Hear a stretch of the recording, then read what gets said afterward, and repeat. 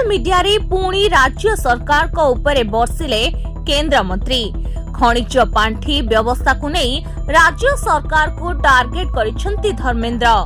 केंद्र मंत्री लिखिछंती मोदी सरकार जिला खनिज पांठी योजना रे सुंदरगढ़ को 6405 कोटी टंका आसीथिबा बेले सेथिरु मात्र 860 कोटी टंका व्यय होईछि। जिला खनिज पांठी अर्थरे राउरकेला पुलिस इनोवा गाड़ी किणुथबा धर्मेंद्र प्रधान अभियोग करिसेंती।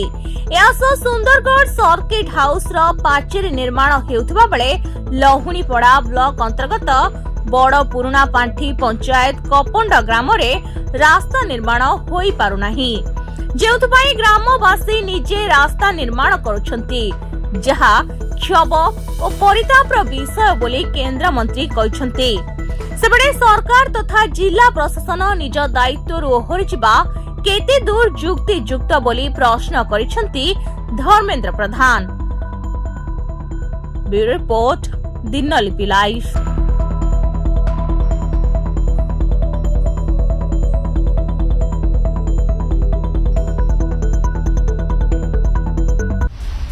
दिनलिपि लाइव को एबे ही लाइक शेयर सब्सक्राइब करंतु।